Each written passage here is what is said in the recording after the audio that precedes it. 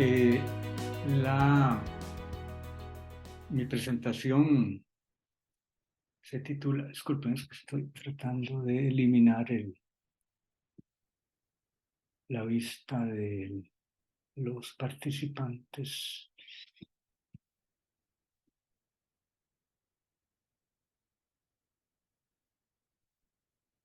Un segundo, por favor.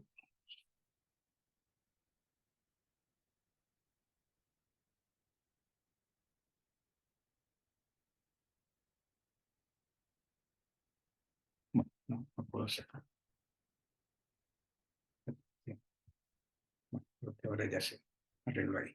Bueno, se titula Costarriqueñismos para la Real Academia Española de 1878 y me gustaría pues empezar diciendo que esto que presento yo ahora, que es esa lista de costarriqueñismos que fueron enviados a la Real Academia en esa fecha, eh, fue encontrada como parte de la investigación que se realiza para el Tesoro Lexicográfico del Español de América, cuya coordinadora general del proyecto es Dolores Corbella de la Universidad de La Laguna. Este proyecto tiene distintos equipos de investigación y organizada por áreas lingüísticas, digamos, y para el área de América Central, coordinamos ese proyecto don Miguel Ángel Quesada, Pacheco y yo. Y bueno, se están incorporando diversos investigadores de otros países, como María Vargas de la Universidad Autónoma de Honduras y Raquel Montenegro, que está recién incorporándose de la Universidad de San Carlos, que ella también es presidenta de la Academia Guatemalteca de la Lengua. Y bueno, se trata de un trabajo, digamos, eh, que comporta, digamos, labores mancomunadas de búsqueda y de transcripción de eh, diccionarios, vocabularios, eh, glosarios escondidos el- del español de América y cuya en una primera etapa cubría, digamos, la información lexicográfica, todos estos documentos, hasta el año 1884, se marcó como límite. Pero bueno, caso como de América Central, donde los documentos de esta naturaleza, digamos, son escasos o poco conocidos, se ha llegado hasta, bueno, el último texto que estamos trabajando es en 1921, creo, 20, no me acuerdo ahora, del diccionario de costarriqueñismo de Carlos Gallini. Eh, esta, mm, dos listas, bueno, aquí está el corpus que está actualmente en el, trabajándose en el sitio, que todavía, eso sí, no, por estar eh, en elaboración, no está aún acceso al público. Ahí tenemos dos listas realmente pequeñas como digo, de este autor, bueno, más que autor, este personaje, Lorenzo de Montúfar, perdón, que en 1878 envió a la Real Academia, como ya veremos en ciertas condiciones. Pero como ven ustedes, tenemos otros textos y por supuesto que se están incorporando más cada vez que pues encontramos.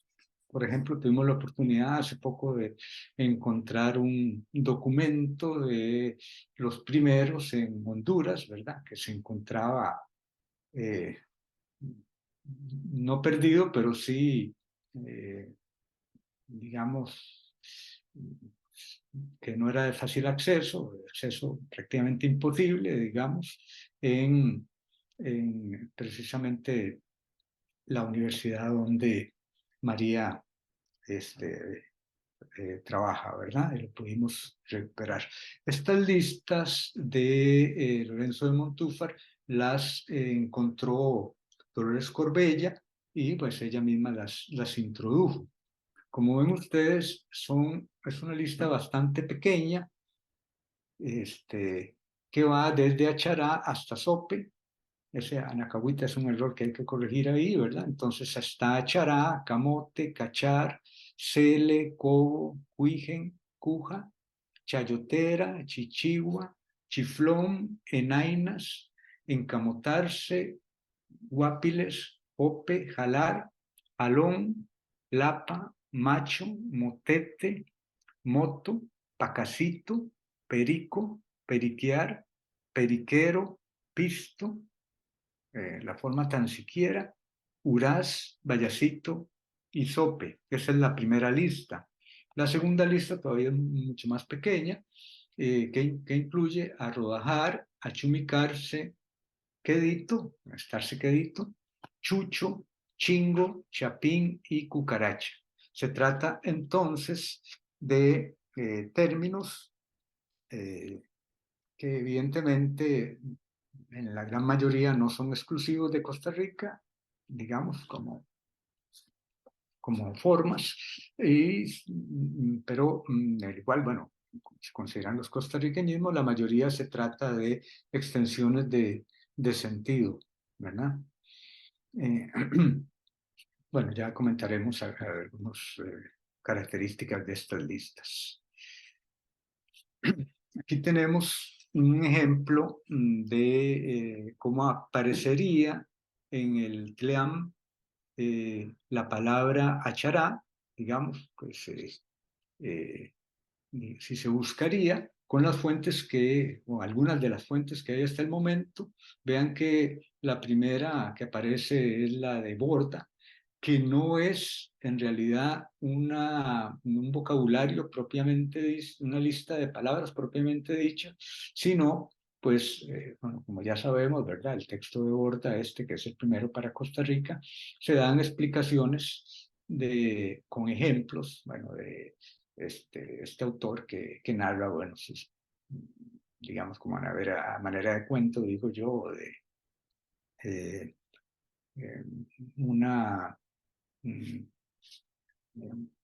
narración de su viaje mm, desde que llegó al puerto de Punta Arenas hacia San José, ¿verdad? Con las explicaciones del caso. Y bueno, Montúfar sí da ahí su entrada a manera de lista con su definición, como Achará dice, en el pueblo es sinónimo de lástima. Si se rompe un plato, los sirvientes exclaman, Achará. Si muere una joven, los criados gritan, Achará la niña. Bueno, después tenemos a Fernández Ferraz, Gallini, bueno, y esta palabra chará que es, digamos, bien interesante, exclusiva de Costa Rica. Bueno, Lorenzo Montúfar y Rivera nació en la ciudad de Guatemala y murió también en ella. Eh, Montúfar mm, fue un político y este, abogado guatemalteco eh, que tuvo gran importancia precisamente en la vida política de Guatemala. Incluso al final de su vida fue candidato presidencial, digamos, pertenecía al Partido Conservador. Y recuerden que en esta época, digamos, había una gran convulsión política, ya sabemos, en las famosas guerras centroamericanas del siglo XIX, muy a raíz de las pretensiones de los liberales, bueno, algunos sectores liberales, de conformar la Federación Centroamericana, ¿verdad? Eh, por esa razón, él, bueno, después de haber estudiado en la Universidad de San Carlos de Guatemala, eh, se tuvo que exiliarse en Costa Rica a partir de 1849 hasta 1871. Y en Costa Rica, interesante su biografía, él también llega pues a inmiscuirse un poco en la vida política de Costa Rica también y como vemos acá, desempeña distintos cargos eh, de gran relevancia, como haber sido magistrado en la Corte Suprema de Justicia, ministro de Instrucción Pública y Relaciones Exteriores, digamos que en esa época iban de la mano, ¿verdad? En dos ocasiones. Incluso fue, vean ustedes, hasta rector de la Universidad de Santo Tomás y ministro plenipotenciario de Costa Rica en Gran Bretaña y en otros países. Como él representaba a Costa Rica y bueno, vivía aquí en Costa Rica, en 1871 fue designado académico correspondiente de Costa Rica en la Real Academia. Luego, bueno, él vivió en Guatemala de 1823 a 1849, ¿verdad? Luego viene la estancia en Costa Rica y él termina igual su vida en Guatemala de 1871 a 1898. Allí fue rector de la Universidad de San Carlos, ministro de Instrucción Pública, ministro de Relaciones Exteriores, que también parece que están relacionados, y ministro plenipotenciario de Guatemala en España y Estados Unidos, y tuvo una destacada participación en la establecimiento de los límites entre México y Guatemala a raíz de pues, bueno, el conflicto por Chiapas y otras regiones de Guatemala. Entonces se trata de un intelectual, filósofo, jurista y además político de mucha importancia. En 1869 se había publicado la 11ª edición del diccionario de la lengua castellana, ¿verdad? Por parte de la Real Academia. Y luego de esa edición se empieza a planear una nueva edición, que sería la 12ª, la cual va a salir publicada en 1884. Pero esta edición, bueno, que han estudiado un poco de historiografía, de la lexicografía académica, saben que esta edición tiene un vuelco muy significativo en respecto de las ediciones anteriores. En realidad significa un punto de inflexión en cuanto a el manejo lexicográfico de la microestructura. Tiene grandes novedades y grandes mejoras. Desde el punto de vista de las definiciones, se incorporan etimologías por primera vez, igualmente aparecen muchos neologismos y una de las características, precisamente por eso en el TLEAM se toma como límite en 1884, se empiezan a incorporar americanismos de una manera sistemática. De hecho, en el prólogo de este diccionario se menciona lo siguiente: pertenecen otros de los aciertos que avaloran a las academias colombiana, mexicana y venezolana correspondientes de y a insignes americanos que ostentan igual título.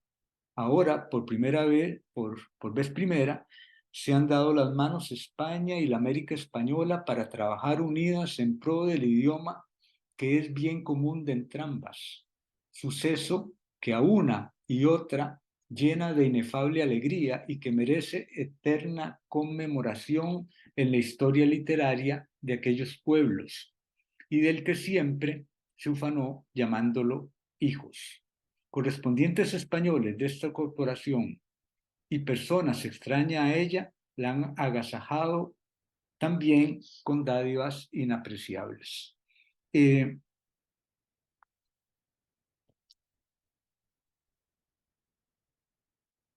Precisamente para esta edición eh, hay un cambio también en cuanto a la perspectiva de la Real Academia respecto a los aportes de, como dicen ellos, de la América Española al diccionario.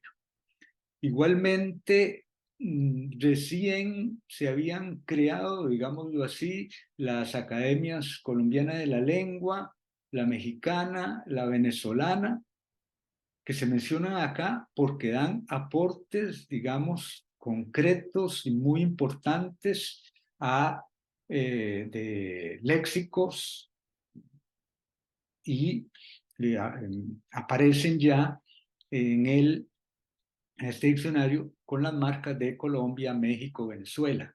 También ya se habían fundado la Academia eh, salvadoreña y la ecuatoriana, pero estas no, parece que no mandaron, digamos, material y por lo tanto no aparecen aquí mencionadas precisamente como aquellas que dieron sus aportes para la confección del diccionario.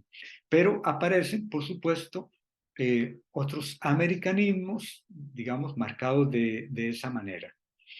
En este contexto es precisamente que aparecen estas listas que envía Montúfar a la Real Academia. Por eso, en un documento de correspondencia que aparece en el fondo RAE, eh, aparece esta carta de Montúfar en la que él mismo da cuenta de la petición que se le hizo para colaborar precisamente con provincialismos de Costa Rica. Recordemos que él era académico por Costa Rica. Esta carta, dirigida al secretario de la Real Academia, a Manuel Tamayo Ibaos, que tiene un papel fundamental precisamente en toda esta coordinación del diccionario, dice: he sido nombrado ministro de Instrucción Pública. Tengo el honor de ofrecer a la Real Academia Española mis insignificantes servicios en este nuevo destino. No olvido que debo enviar a usted la noticia que hallándome en Madrid se me pidió de los provincialismos costarricenses. Cumpliré oportunamente, etcétera. Vean que no fue que a él le mandaron por escrito que debía enviar o que sí, que enviara provincialismos costarricenses, sino que estando en Madrid se le dio esta encomienda. Vean que esto fue en enero, 27 de enero de 1887. Él, hasta agosto de 1878, eh, manda, hace el envío de la primera lista que hemos visto. Entonces dice: una serie de ocupaciones me han impedido, bueno, al secretario, ¿verdad?, el trabajo sobre provincialismos que esta ilustre academia se dignó encomendarme. El tiempo ha pasado, no obstante, acaso servirá todavía lo que remita. Y entonces dice después, bueno, voy a seguir leyendo.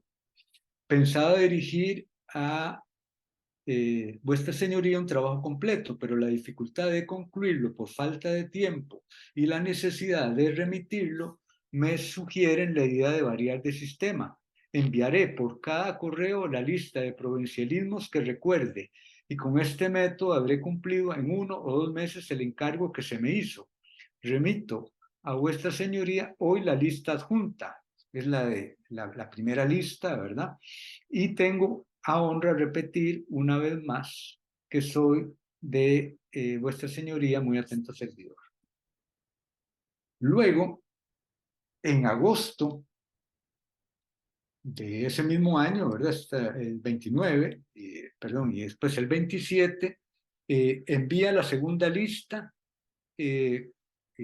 acompañada de esta carta que dice: Señora, a consecuencia de lo que tuve la honra de manifestar a vuestra señorita en nota del 19 del mes corriente, me permito ahora enviar el adjunto pliego de provincialismos. Esta ocasión me proporciona la grata oportunidad de asegurar una vez más que soy de vuestra señoría muy atento servidor. Aquí es donde manda la segunda lista, que ya veremos por qué tan corta, de como 6 términos, una cosa así. Pero a partir de acá ya no se encuentra, digamos, ninguna documentación de que él hubiera enviado nada. Eh, esta es una fotocopia en el fondo RAE, ¿verdad? De esta primera lista que ya yo leí, vean ustedes, con Achará, Camote, Cachar, Cele, Cobo, etcétera, ¿verdad? Vean.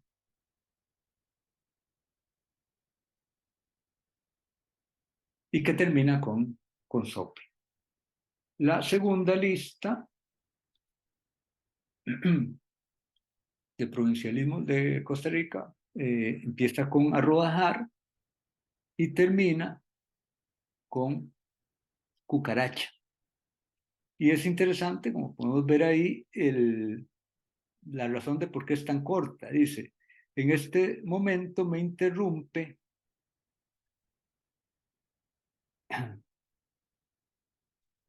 la, la venida del cuerpo diplomático. El correo sale ahora. Tengo necesidad, pues, de suspender el trabajo.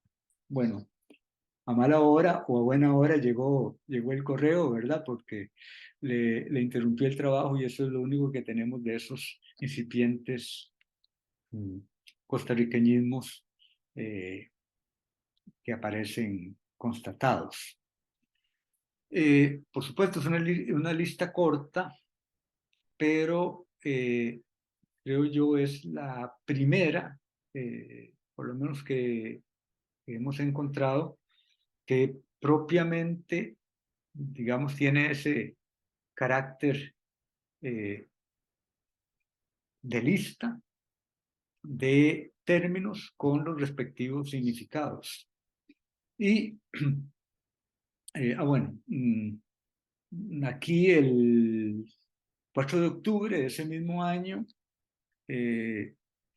le hace llegar el secretario de la academia el acuse de recibo. La Real Academia se enteró con particular complacencia en su junta de anoche, la primera después de vacaciones ha celebrado, de las atentas remisiones de usted fechadas a 19 y 27 de agosto del 78, y unánimemente acordó darle expresivas gracias por la lista de provincialismos de Costa Rica que ha tenido remitir a esta corporación.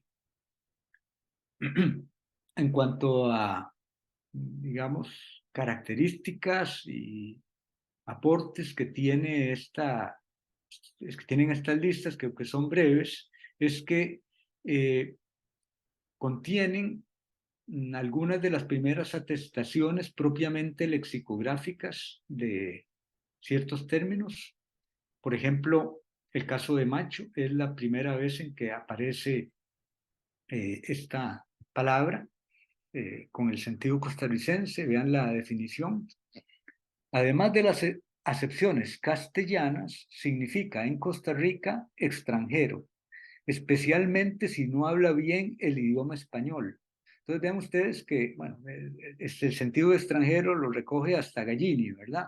Ahora el sentido de macho más bien es de rubio, ¿verdad? Se ha cambiado el significado. Y entonces dice: un inglés es un macho, una joven inglés es una machita. Una de estas jóvenes estaba en forma y sabiendo el pueblo que era protestante, se decía, achará la machita que se va al infierno. Entonces vean que ofrece también, de manera interesante, no solo la definición, sino también ejemplificaciones del uso, ¿verdad? Por no decir que es un retrato de la cultura o ideología, digamos, de la época, que eso, como dicen, ni hablar.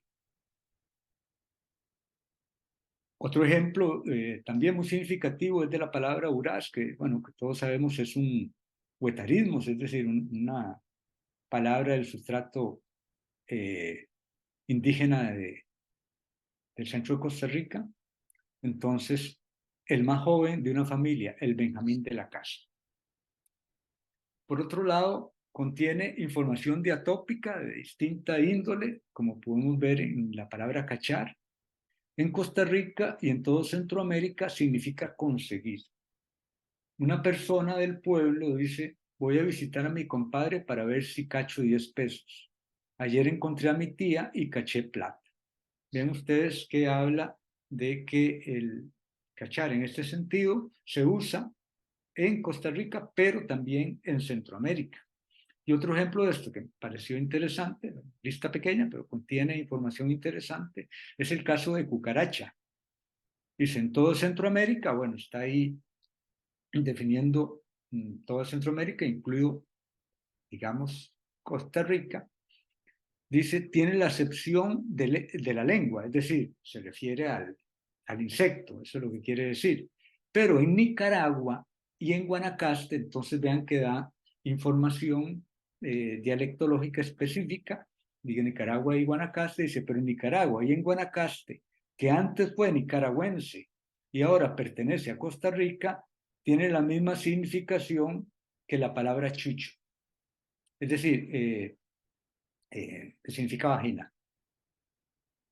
Entonces, ese uso específico, dialectal, es de Nicaragua y de Guanacaste, nada más. Entonces, información diatópica interesante.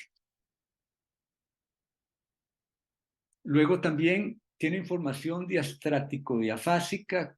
Por ejemplo, la palabra chingo dice, son ejemplos nada más, hay más, son pocos ejemplos, quiero decir. Esta palabra denota no solo en el pueblo, sino en la sociedad de Costa Rica. Vean, entonces, da información de tipo diastrático, diafática, digamos. Lo que es corto, lo pequeño, lo que no contiene extensión. Las señoritas usan traje chingo hasta la edad de 12 años. Un caballo está chingo cuando se le ha cortado el rabo. Un hombre es chingo cuando su estatura es pequeña. A un limonero muy conocido y de muy pequeña estatura que recorre las calles de San José de Costa Rica, le llama toda la sociedad Santiago Chingo. E incluso da información sobre frecuencia de usos, como el caso de Vallecito. En Costa Rica, aunque ya se usa poco, ya en esa época Vallecito se usaba poco, significa entre la gente del pueblo, por supuesto, esa información diastrático-diafásica, ¿verdad? Un poco hacia allá. Suele decirse, el cafetal de don Antonio está pacacito de la Casa Nacional y Vallecito del río María Aguilar. Bueno, estas son entonces algunas de las características o formación que presentan estas listas. Muchas gracias. Agradecerle a Mario esta participación y tan interesante, ¿verdad? Este, y, y realmente nos aporta mucho a los que pues nos dedicamos a este trabajo, ¿verdad? Este, sí, efectivamente, Montúfar fue un ilustre de esos exiliados, ¿verdad? Y hizo una labor cultural importantísima y este aporte extraordinario. No sé si has tenido acceso también al, al, al trabajo de Borda, del periodista colombiano Borda. Si tuviste acceso, también ahí hay Sí, información al respecto. Sí, bueno, sí, el texto de Borda sí lo conocía desde Miguel, que fue el primero en que lo encontró, creo yo. Y Borda está ya, digamos, todo chorreado, ¿verdad? Todo está incorporado en el TLEAM. Lo que pasa es que, como digo, el TLEAM todavía no es de acceso a, digamos, público. Lo que pasa es que con Borda, ¿verdad? Como digo, no es una lista de palabras propiamente, ¿verdad? No es eso. Entonces, para mí esa es lo interesante o la novedad de este trabajo de Montúfar, que es la primera lista propiamente, digamos, de lexemas con significados y ejemplos, ¿verdad? Por supuesto, como nos explicó don Sergio, muy con la redacción de la época, ¿verdad? Que para nada inocentemente, pues pone ciertos ejemplos como los que leí, ¿verdad? Un poco, pues, apelando al humor y a ciertas características, digamos, un poco costumbristas, por decirlo así. Mm. Eh, Aprovecho para comentar, ya que don Víctor pregunta así de fuentes, que hay una cantidad enorme de material lexicográfico, tal vez no diccionarios, ¿verdad? Ni siquiera listas que pretenden, digámoslo así, eh, ser como exhaustivas, pero bueno, ya sabemos los aportes por ejemplo, de Alexander Sánchez y de otros, ¿verdad? También, pues, los glosarios escondidos y otros materiales, digamos, que contienen información importantísima de índole lexicográfica, aunque no sean listas, que, bueno, nosotros pretendemos rescatar y colocar en ese sitio, ¿verdad?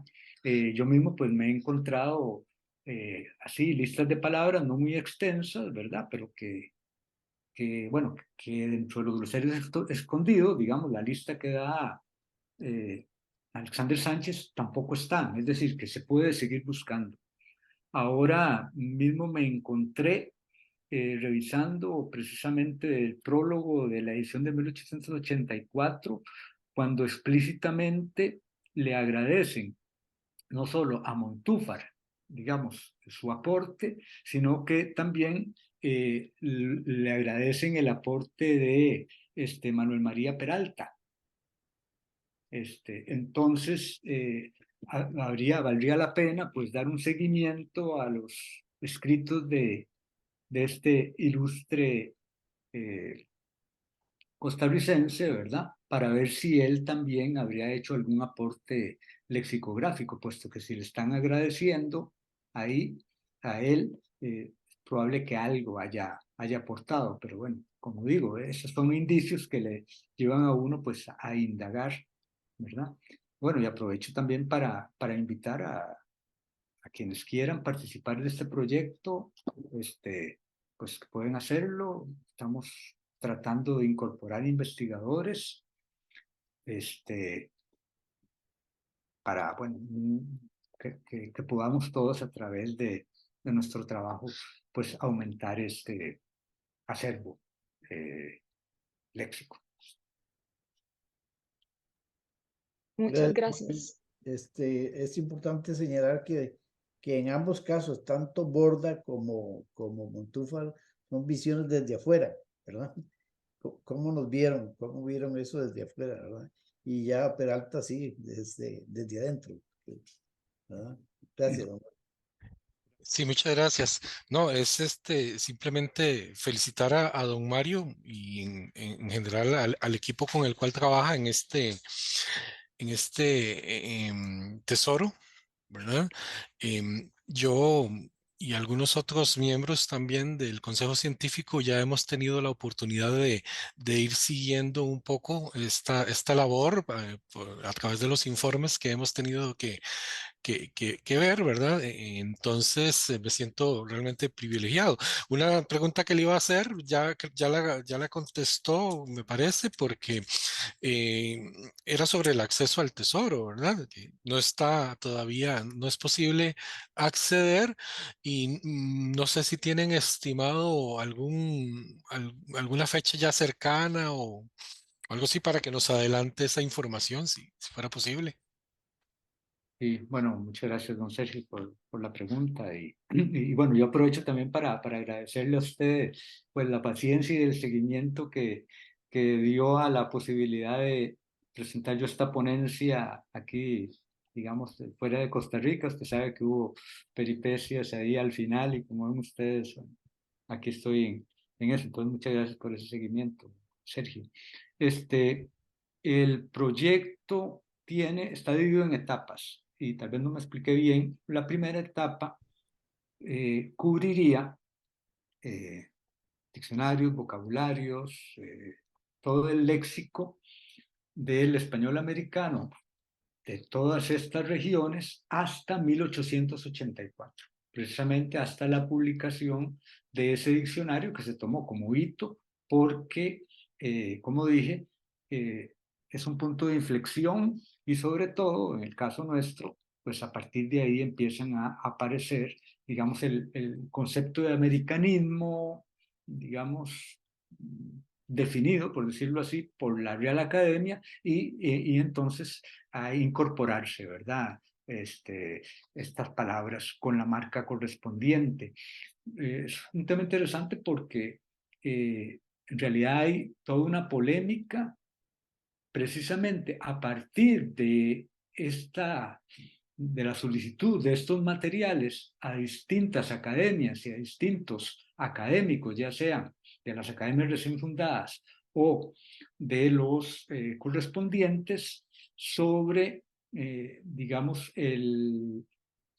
la incorporación de americanismos y de neologismos, ¿verdad? Porque la Real Academia, bueno, sobre todo, digamos, hay una polémica entre los americanos y los españoles, ¿verdad? Que no quieren, digamos, que son reacios a la incorporación de estos americanismos. Y yo creo que esta historia sigue igual hasta nuestros días, ¿verdad? Por el concepto, digamos, de purista que tienen las academias.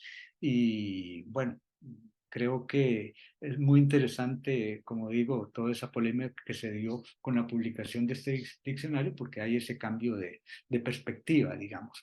Entonces, este primer proyecto terminaría teóricamente, esta primera parte del proyecto terminaría teóricamente este año, ¿verdad?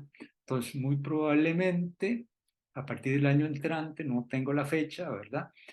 Ya, digamos, si se termina con esa parte, probablemente se vaya a divulgar, ¿verdad? O tener acceso para todo el público. Pero claro, por supuesto que para los que nos interesa la lingüística histórica es en realidad un proyecto que contiene materiales muy, muy interesantes, como ya ustedes vieron. Uno puede tomar la palabra, la que sea, ¿verdad? Cachar, por ejemplo, y ver los distintos cambios de significado, ¿verdad? Como vieron, vea que significaba conseguir, ¿verdad? Ahora significa hurtar, ¿verdad? Entonces hay un cambio de significado y en otros casos también. Gracias por su pregunta.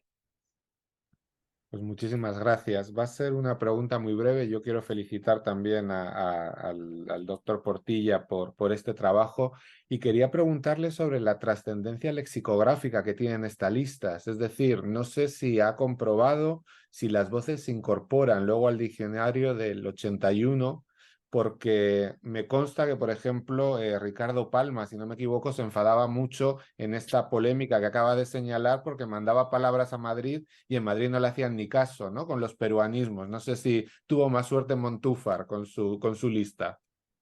Sí, muchas gracias, José Luis, por tus palabras y por la pregunta, que la verdad la estaba esperando.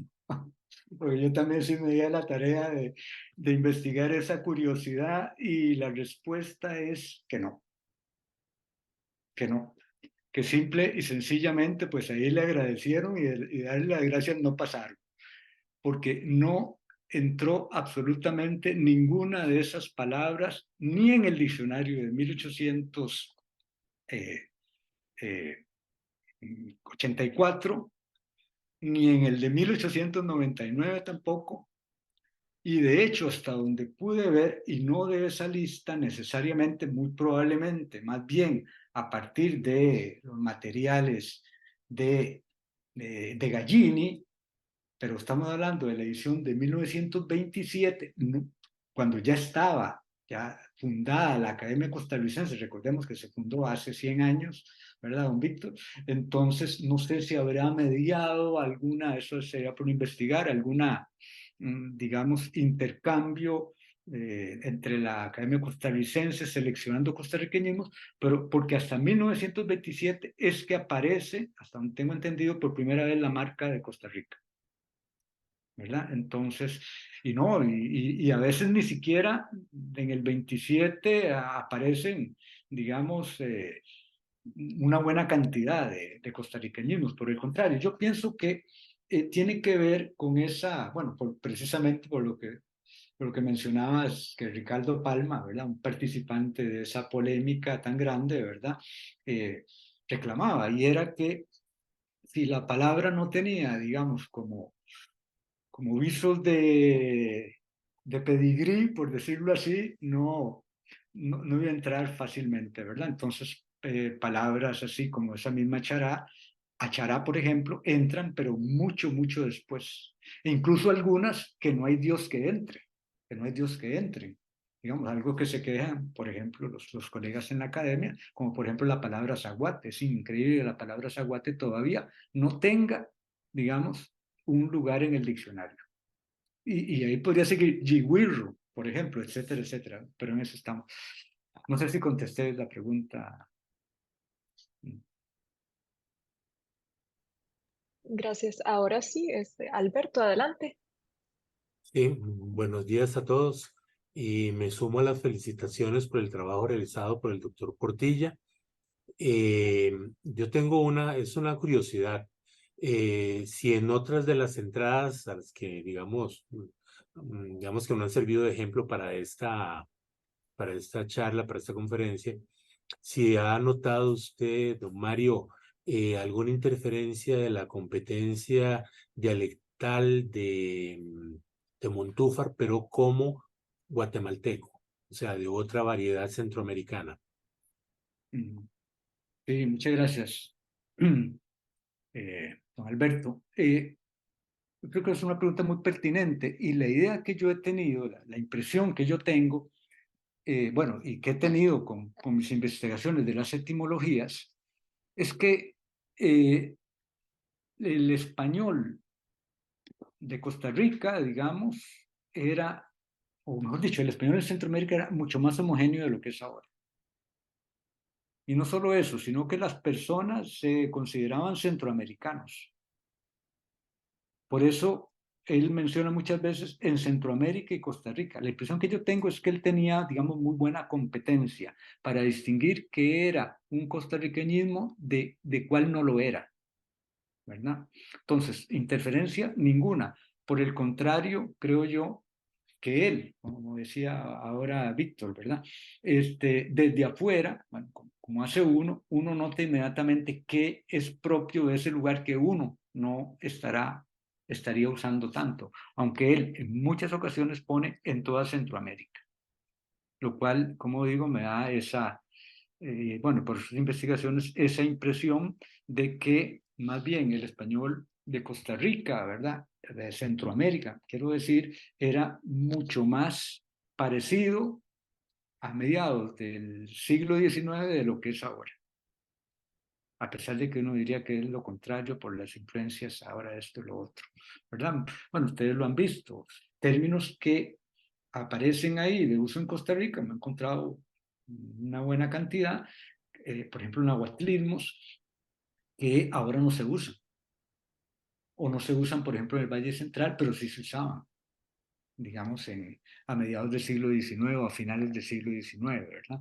Recordemos eso, ¿verdad? Que estamos en la época de la definición de si iba a existir la Federación Centroamericana, digamos, o lo que terminamos siendo países distintos, ¿verdad? Entonces, concretamente, la pregunta es si hay guatemaltequismos, no, ninguno. Muy bien, bueno, es que esta investigación también sugieren otros derroteros que pueden sumarse a esta iniciativa. Digamos, yo creo que hay un trabajo pendiente que es hacer estudios de dialectometría en el español de América Central. Eso sería muy interesante. Digamos, incluso hasta hacerlo de alguna manera comparado, ¿verdad? Entre diacrónicamente, para, digamos, un poco para darle un sustento a a eso que vos sentís, ¿verdad? Que probablemente en esos años de una república centroamericana confederada, podría haber una cercanía más entre los dialectos centroamericanos de lo que, digamos, de lo que tenemos en la actualidad. Sí, claro, pero es que no solo eso, no es solo que en la época en que fuimos parte, digamos, de la Federación Centroamericana, sino que las personas se sentían centroamericanos, que nacían en Costa Rica, bueno, por ejemplo, como Castro Madrid, ¿verdad? Nacían en Costa Rica y se iban a estudiar a Rivas, en Nicaragua, Mm. o a León, o a Guatemala, a la Universidad de San Carlos. Es decir, que había mucho más trasiego, digámoslo así, de no solo de personas, sino de bueno, de intercambio cultural en una época donde, bueno, que viene de la colonia. Bueno, esto José Luis también sabrá mucho más que yo y podrá dar una mejor eh, apreciación. Pero es que antes de la República lo que éramos parte de la Capitanía General de Guatemala. Bueno, y es que eso es lo que se encuentra en lingüística, ¿verdad? Que las fronteras dialectales no corresponden a las fronteras de países actuales, sino más, si se quiere, a las fronteras, digamos, políticas coloniales. Bueno, eso me di cuenta de eso, bueno, casi desde que estaba estudiando, ¿verdad? Y digo más, respecto de lo que usted plantea, que es algo que yo he pensado, pero bueno, hay que dedicarle tiempo a todo, ¿verdad? Es que no hay ni siquiera un diccionario de centroamericanismos o un diccionario de América Central, es que no lo hay. Eso es increíble, no lo hay. Bueno, digamos, tengo como una iniciativa, digamos, sobre eso, que eso podrían, digamos, pero como todo requiere de esfuerzos, ¿verdad? Que eso lo podría llevar a cabo, lo podría llevar a cabo las academias, ¿verdad? Pero bueno, eso ya es una otra cosa.